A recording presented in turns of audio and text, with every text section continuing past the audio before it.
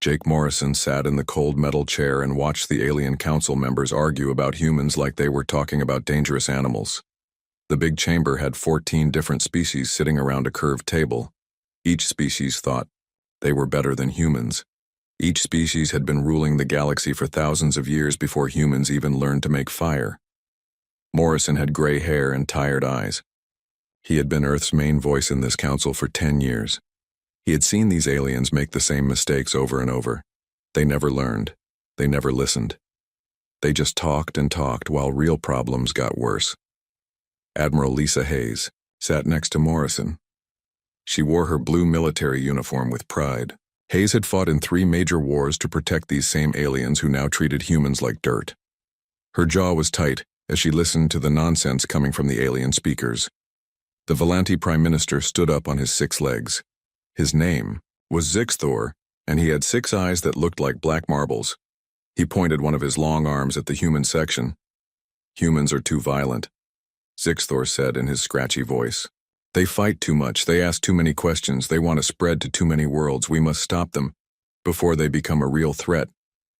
The other aliens nodded their weird heads. Some had tentacles instead of arms. Others looked like giant bugs. A few were just floating energy balls that somehow talked. But they all agreed on one thing. Humans were the problem.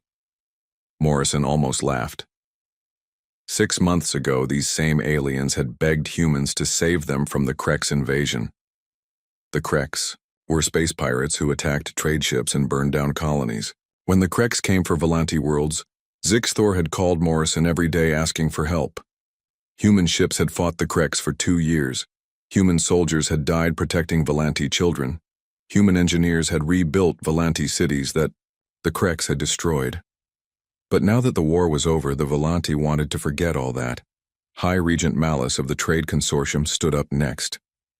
He looked like a purple octopus wearing fancy clothes. His voice was high and squeaky. "Humans control too much trade," Malice said. "They have too many friends among the smaller species. They make deals that we do not approve of. This must end." Morrison knew what Malice really meant. Human traders were honest. They paid fair prices and kept their promises. The alien traders had been cheating smaller species for centuries. When humans showed up with better deals, everyone wanted to trade with Earth instead. The vote came quickly. 14 alien species voted to limit humans to just 3 star systems. Not 14, not 40. Just 3 small systems with old planets and no good resources. The aliens wanted to keep humans trapped and weak. Morrison had expected this. He had warned Earth's government that this day would come. The aliens were scared of human success. They were angry that humans could solve problems that aliens could not fix. They wanted humans to be servants, not equals. Hayes leaned over and whispered to Morrison, "Sir, we have orders from Earth Command. If they vote against us, we leave. No more help. No more friendship. We walk away." Morrison nodded. He had hoped it would not come to this. But sometimes walking away was the only choice left. The final vote count appeared on the big screen. 14 votes against human expansion. 0 votes for humans. It was not even close.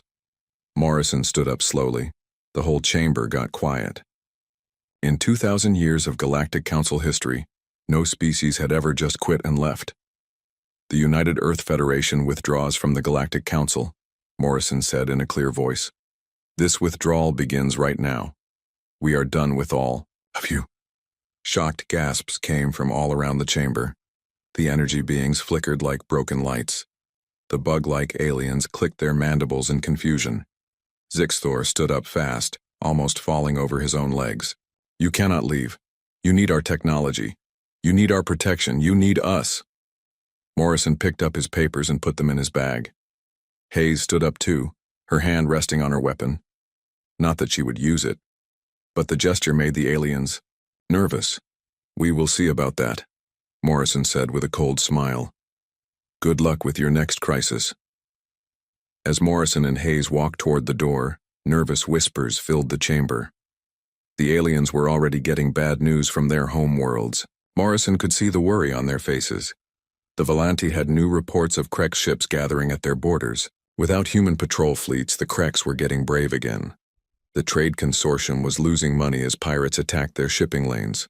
The hegemony was having food problems on their farm worlds. For 50 years, humans had been quietly fixing these problems.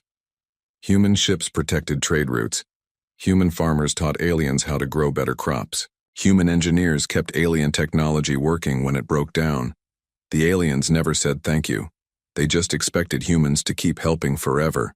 They thought humans would never fight back or leave. They were wrong. Morrison reached the door and turned around one last time. The chamber was full of scared aliens talking fast and loud. They were just starting to understand what they had lost. "Oh, and one more thing," Morrison called out. "Do not contact Earth asking for help. We are no longer your friends." The door closed behind them with a final click. Morrison and Hayes walked down the long hallway toward their ship. Behind them, the Galactic Council was already falling apart. It was time for humans to write their own future. Captain Ben Carter stood on the bridge of the UES Liberty and watched the last human transport ships leave Council space. 6 months had passed since Ambassador Morrison walked out of the Galactic Council. Now Operation Homeward Bound was almost finished. The Liberty was a big ship designed to carry 50,000 people. Behind it flew 200 other ships just like it. Each ship was packed with humans who were leaving their old homes forever. They were going to unexplored space where no alien had ever been. Carter was 40 years old with brown hair and calm, blue eyes. He had been a ship captain for 15 years. He had fought pirates and rescued lost colonies. But this was the biggest job of his life. He was helping his entire species start over. "Sir, we are getting emergency calls from 17 Council worlds," said Communications Officer Amy Rodriguez. She was young with dark hair and quick fingers that danced over her control panel. "They want immediate help with big problems." Carter shook his head. "We are not council members anymore, Rodriguez. Their problems are not our business." Behind Carter, Dr. Nina Brooks worked at a science station covered with glowing screens. She was tall and smart with red hair and green eyes. Her job was to track the progress of all human ships as they left Council space. "Captain, the numbers look good," Brooks said. 200 million humans are moving to the new territories. We are taking all our important technology with us. The aliens never bothered to understand how most of it works anyway. Carter nodded. Humans had always been the fixers in the Galactic Council. While other species were experts in just one thing, humans could adapt and solve any problem. They could make broken things work and find answers where others saw only confusion. Other species thought human technology was crude and simple. They did not understand that humans built things to last and to work even when everything went wrong. Alien technology was beautiful, but fragile. Human technology was ugly, but tough. Now all that human knowledge and skill was leaving Council space forever. "Captain," Rodriguez called out again. Her voice sounded surprised. "The Volanti Empire is offering us full rights to colonize any worlds we want. They say we can have anything if we just come back and help them." Carter looked at the tactical display on the main screen. It showed red dots representing Krex warships attacking Volanti border worlds. Without human military advisors and quick response teams, the proud Volanti Empire was being destroyed in real time. The Krex had learned to fear human tactics during the last war. Human ships moved in ways that confused alien computers. Human soldiers thought of new strategies that no alien had ever seen. Human commanders could change their plans in the middle of a battle and still win. But now, the humans were gone. The Krex were finding out that Volanti military leaders could not adapt like humans could. Volanti ships flew in straight lines because that was what their computers told them to do. Volanti soldiers followed the same old battle plans that had not changed in 1,000 years. "Tell the Volanti we are busy," Carter said. "We have new worlds to explore." Engineer Kyle Murphy looked up from his control station with a big grin on his face. Murphy was short and stocky with dirty hands and a genius brain for fixing machines. He could make any piece of technology work better than its original designers intended. "Sir, our scout ships found a cluster of empty star systems, 50 light years away," Murphy said. rich in rare minerals and perfect for building colonies. No council presence anywhere nearby. How many systems? Carter asked. 12 systems with 37 planets that humans can live on, Murphy answered, plus asteroid belts full of metals we need for building ships and stations. It is like someone saved the best part of the galaxy just for us. Carter smiled. That was the thing about humans. They could find opportunity anywhere. Give them a dead planet and they would make it bloom. Give them broken technology and they would make it work better than before. Give them an impossible problem and they would find 3 different ways to solve it. The alien species in the council had specialized for so long that they forgot how to adapt. Each species was really good at one thing but helpless with everything else. They needed other species to handle problems outside their expertise. Humans were different. A human farmer could also be a part-time engineer. A human soldier could also be a computer programmer. A human doctor could also fix spaceships. Aliens thought this made humans weak because they were not perfect specialists. But it actually made humans incredibly strong. Set course for the frontier, Murphy, Carter ordered. Time for humanity to write its own destiny. The Liberty and its escort ships turned away from Council space and headed toward the unknown. Behind them, space filled with the signals of alien distress calls. Trade routes were failing. Colonies were under attack. Technology was breaking down with no humans around to fix it. Dr. Brooks pulled up a report on her screen. Captain, I am tracking the situation in Council space through our monitoring stations. It is getting bad fast. The Trade Consortium has lost contact with 40% of its trade ships. The Hegemony is reporting crop failures on 8 agricultural worlds. Even the Zephyrian Collective is having problems with their quantum networks. Carter was not surprised. Humans had been the invisible glue holding galactic civilization together. They delivered supplies when trade ships broke down. They shared farming techniques that could grow food in harsh conditions. They maintained communication networks that alien engineers could not understand. The aliens had taken all of this for granted. They thought their technology was so advanced that it could run itself. They never realized that human intuition and problem-solving skills were what kept everything working. Any sign that they are learning to solve their own problems? Carter asked. Brooks shook her head. If anything, it is getting worse. They tried hiring mercenary companies to replace human military advisors. But mercenaries just follow orders. They cannot think like humans do. Some worlds are actually going backward in technology because they cannot maintain what they have. Carter looked out at the stars ahead. Somewhere out there was humanity's new home, a place where humans could build their own civilization without aliens telling them what they could and could not do. Good, Carter said. Maybe now they will learn what we were really worth. Chancellor Emma Watson sat in her office on New Terra and watched the holographic message from the Galactic Council. 1 year had passed since humans left Council space. The alien speaking to her looked terrible. High Counselor Vextai of the ERA. Zephyrian Collective had always been proud and arrogant. His silver skin used to shine like polished metal. His voice used to sound confident and strong. Now his skin looked dull and gray. His voice shook as he talked.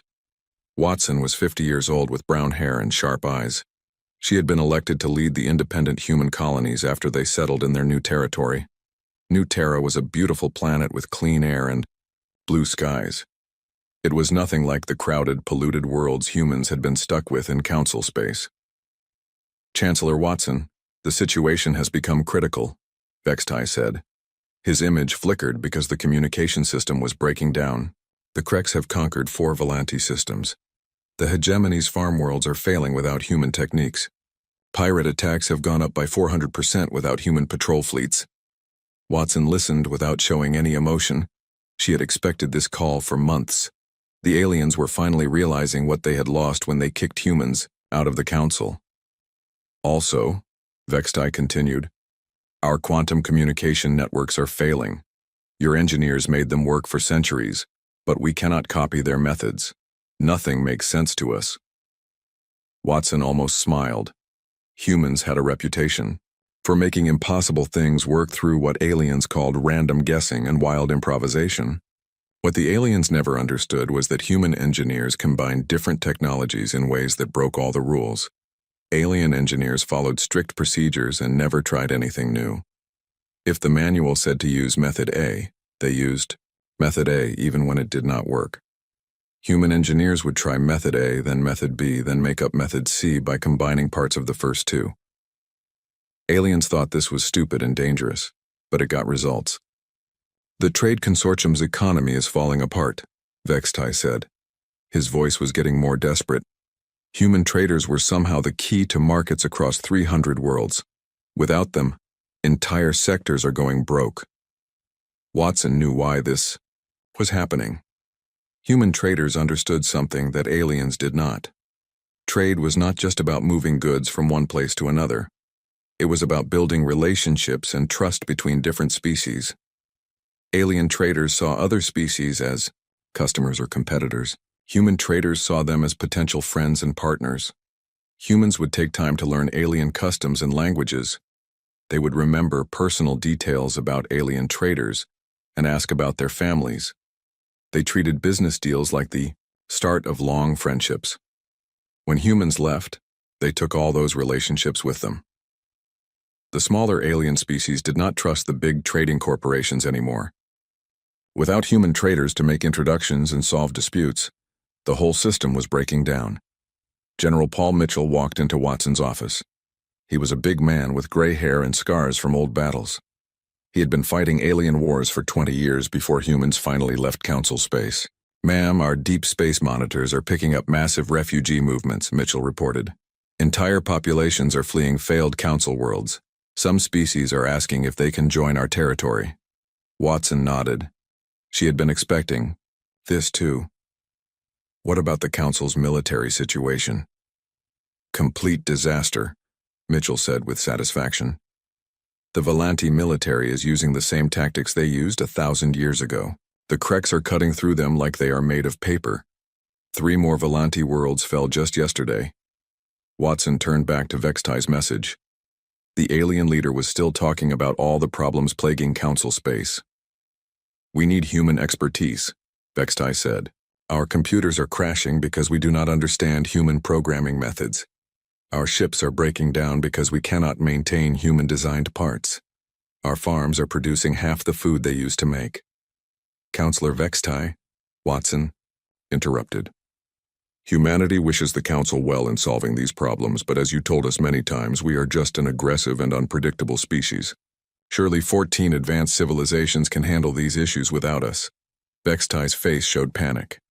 "Please, we are willing to negotiate new terms. We can offer you better colony rights, trade privileges, even Council leadership positions." Watson shook her head. "You had your chance to treat us as equals. You chose to treat us as servants instead. Now you must learn to survive without us." "But you do not understand," Vextai said. "Without humans, everything is falling apart. The smaller species are starting wars with each other. Our technology is failing faster than we can fix it. Some worlds have already fallen back to pre-space flight conditions. That sounds like a Council problem, not a human problem," Watson replied. Mitchell handed Watson a report from their intelligence agents. "Ma'am, it is even worse than he is saying. The hegemony lost 2 entire agricultural worlds because their automated systems crashed. The trade consortium is bankrupt because they cannot collect debts without human enforcement officers. Even the mighty Zephyrian Collective is struggling to keep basic services running." Watson read the report with interest. Human enforcement officers had been the galaxy's police force for decades. When someone broke a trade agreement or refused to pay debts, human officers would show up to solve the problem. They were fair, but firm. They could negotiate peaceful solutions, but they were also tough enough to handle troublemakers. Alien security forces were either too weak or too violent. They either could not enforce agreements at all, or they would destroy entire cities over minor disputes. Humans knew how to use just enough force to solve problems without making them worse. "We tried to replace human officers with private security companies," Vextai said in his message. "But they only care about money. They do not understand justice or fairness. Many have become pirates themselves. Watson ended the transmission without giving Vextai an answer. She walked to her office window and looked out at New Terra's capital city. Human architects had designed buildings that reached toward the sky like growing trees. Human engineers had built transportation systems that moved people quickly and quietly. Human farmers had created food gardens that fed the whole city. Everything worked perfectly because humans had built it all from scratch. No alien regulations to follow. No alien committee to ask permission from. Just human creativity and determination making a better world. General, Watson said, send a message to all council worlds. Tell them we are willing to consider limited trade agreements with any species that can prove they have stable governments and honest leaders.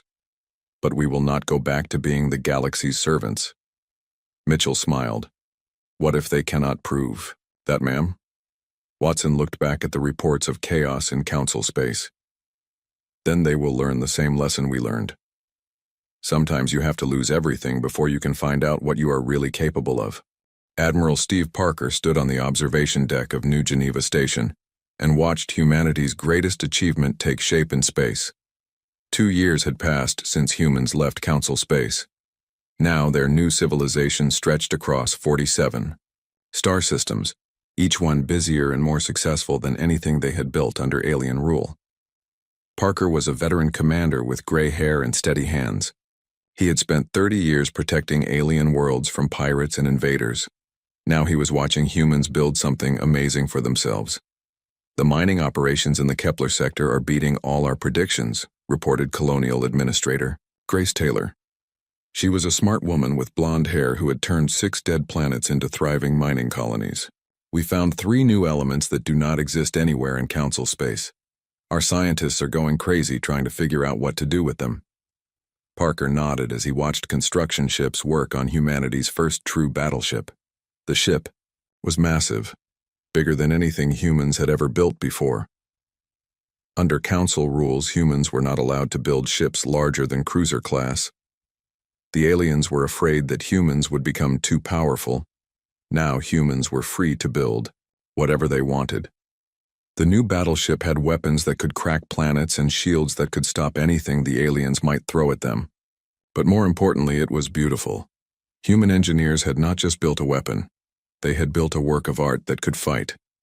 Sir, called Intelligence Director Alex Turner from his workstation. Turner was young and sharp with dark hair and quick eyes.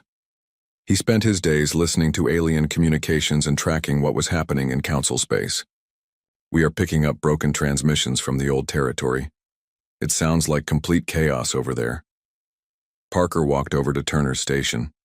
The main screen showed a map of council space with red warning symbols covering most of it. Each symbol represented a major problem that the aliens could not solve. The Valanti Empire finally collapsed completely last week, Turner reported. The Krex took their capital world and enslaved the survivors. The hegemony is begging anyone who will listen to send them food aid. Their people are starving because they cannot grow enough crops without human farming techniques.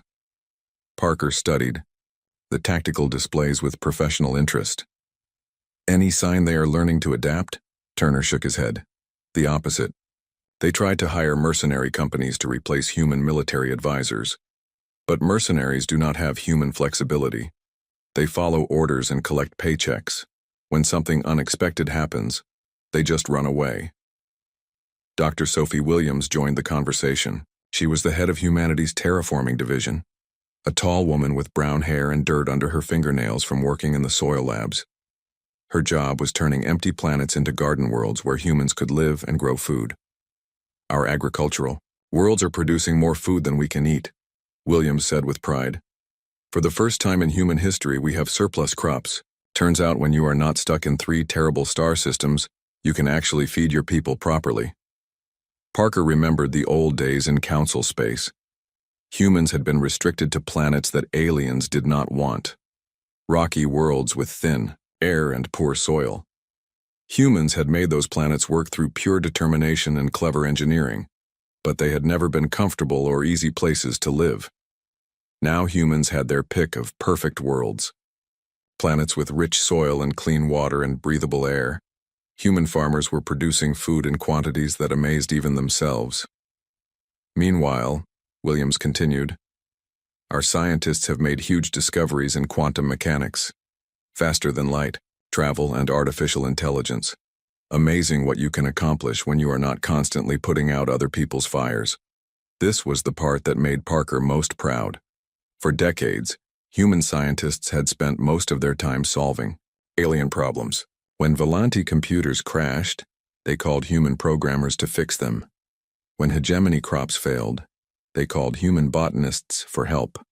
When Zephyrian machines broke down, they called human engineers to make them work again. Human scientists had become the galaxy's repair service. They were too busy fixing things to invent new things. They never had time for their own research because aliens always had emergencies that needed immediate attention. Now human scientists could focus on human projects. They were making discoveries that aliens had said were impossible. They were building technologies that no alien species had ever imagined. Show me the latest intelligence on specific council worlds, Parker ordered. Turner pulled up detailed reports on the main screen. The Zephyrian Collective is having the worst problems. Their entire civilization was built on quantum technology that only human engineers really understood. Without humans to maintain it, their networks are failing one system at a time. Parker was not surprised. Zephyrian technology was incredibly advanced but also incredibly complicated. It required constant adjustment and maintenance to keep working. Zephyrian engineers were trained to follow exact procedures, but those procedures only worked under perfect conditions. Human engineers had spent decades learning how to make Zephyrian technology work when conditions were not perfect. They had developed thousands of small tricks and fixes that kept the systems running smoothly. But they had never written down those tricks in any manual that aliens could read. The trade consortium is completely bankrupt, Turner continued. Turns out human traders were not just moving goods around. They were also handling debt collection, dispute resolution, and contract enforcement for half the galaxy. Without them, nobody trusts anybody else anymore. This made sense to Parker. Human traders had been honest brokers in a galaxy full of cheaters and liars. When two alien species had a disagreement, they would ask human mediators to find a fair solution. When someone broke a contract, human enforcement officers would make sure they paid the price. Aliens respected human judgment because humans were not part of any of their ancient political games. Humans did not favor one species over another, based on old alliances or grudges. They just tried to be fair and reasonable. Now that humans were gone, every trade dispute turned into a war. Every broken contract led to revenge attacks. The whole galactic economy was breaking down because nobody trusted anyone else to keep their word. What about the smaller species? Parker asked. The ones that used to be friendly with us? Many of them are trying to contact us directly, Turner said. They want to establish trade relationships with the human territories. Some are even asking if they can emigrate here and become human citizens. Parker smiled. The smaller alien species had always gotten along well with humans. They were tired of being bullied by the big galactic powers. They wanted partners, not masters. Any requests for military assistance? Parker asked. Dozens, Turner replied. The Kreks are expanding their territory fast now that human patrol fleets are gone. The smaller species are getting wiped out because they cannot defend themselves. Parker thought about this carefully. Humans had always protected the weak from the strong. It was part of their nature. But they could not go back to being the galaxy's police force. Send a message to the smaller species, Parker decided. Tell them we are willing to sell them defensive weapons and provide military training. But we will not fight their wars for them. They need to learn to defend themselves. Williams nodded approvingly. That seems fair. Give them the tools they need, but make them do the work. Parker looked back out at the construction yards where human ships were taking shape. Beautiful, powerful ships that belonged to nobody but humanity. Ships that would explore new galaxies and discover new worlds that aliens had never seen. How many unexplored systems have our scouts found? Parker asked. Over 200 so far, Turner answered, and we are still searching. It looks like the galaxy is much bigger than the Council ever admitted. They kept humans trapped in one small corner while there were vast territories that nobody had ever claimed. Parker felt a deep satisfaction. Humans were finally free to reach their full potential. No alien committees to slow them down, no alien regulations to limit their growth. Just pure human ambition and creativity building, a future that belonged to them alone. The age of human independence was just beginning. High Counselor Vextai stood alone in the ruined chamber where the Galactic Council used to meet. 3 years had passed since humans walked away from galactic civilization. Now only 8 alien species still had working governments.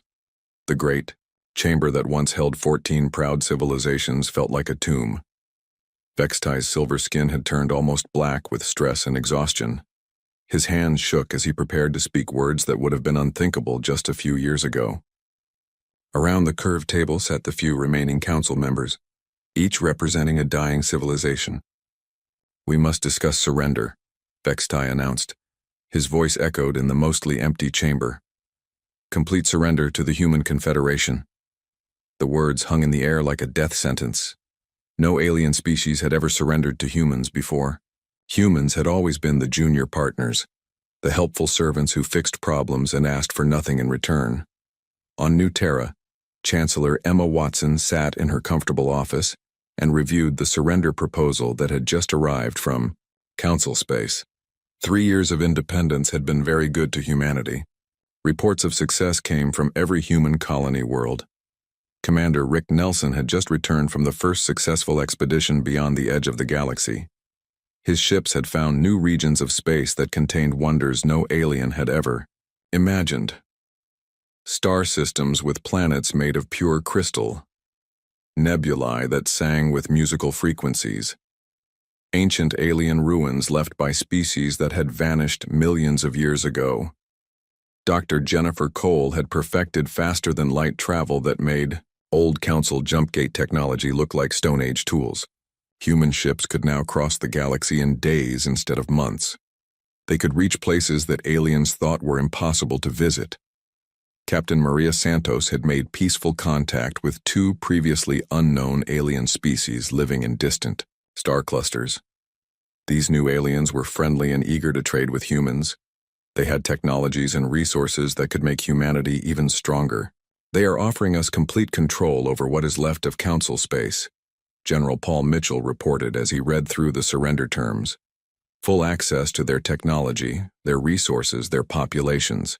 They want us to basically run their civilization for them." Watson set down the proposal and looked out her window at New Terra's skyline. Human cities now reached toward the stars with architecture that no alien had ever dreamed of. Children played in parks that existed because humanity no longer wasted its resources solving other people's problems. Human artists created music and sculptures that moved alien hearts to tears. Human writers told stories that alien readers could not put down.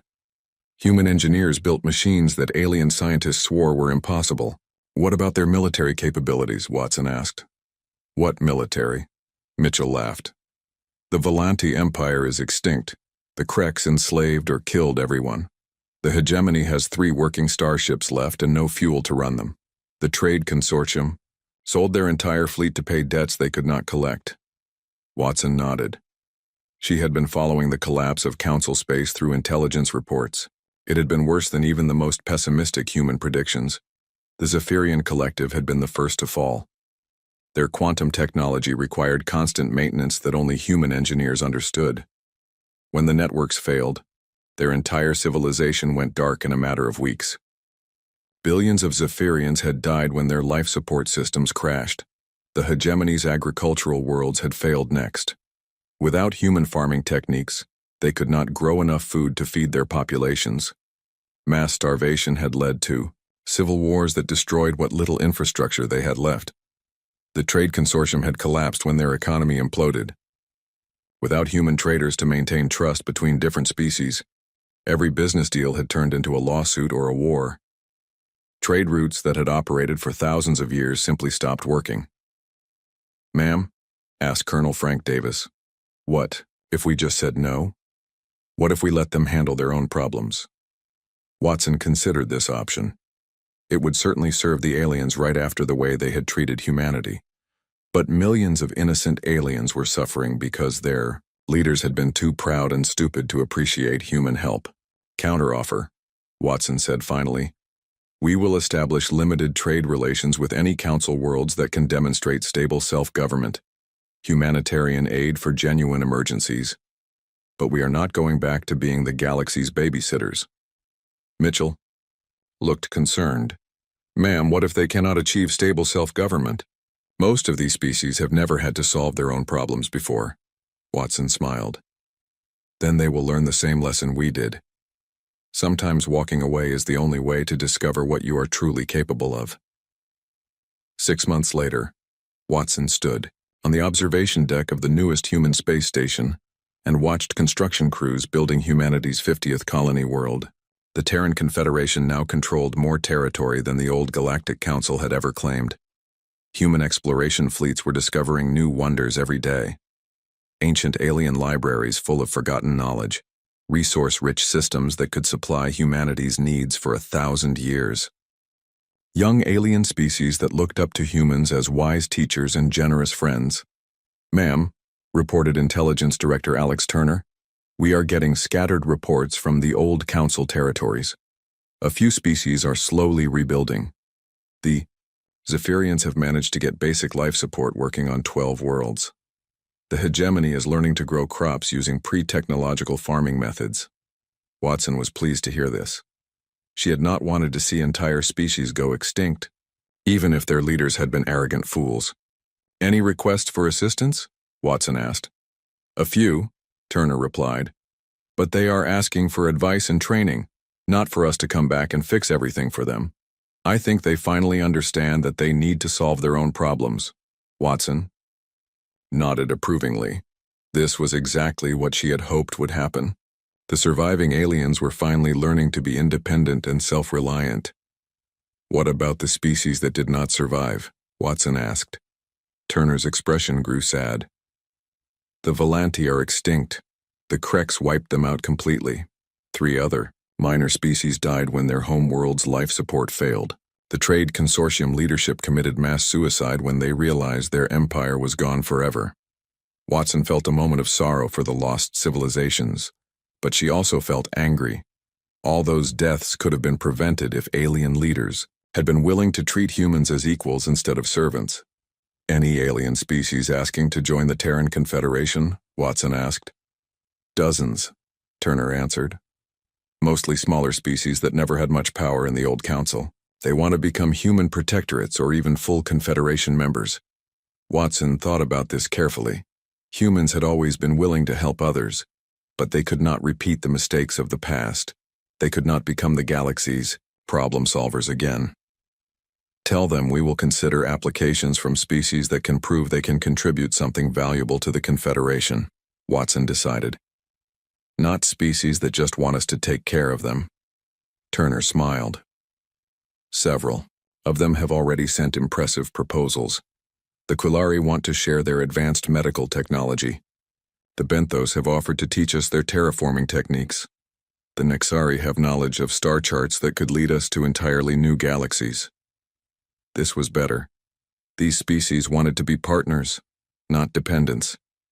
They understood that successful relationships had to benefit both sides. Watson walked to the edge of the observation deck and looked out at the stars. Somewhere out there were wonders that humans had not yet discovered. New worlds to explore, new species to befriend, new challenges to overcome. But this time humans would face those challenges as equals. They would not bow to anyone or serve anyone. They would be the masters of their own destiny. The galaxy was vast and full of possibilities. Humanity was just getting started.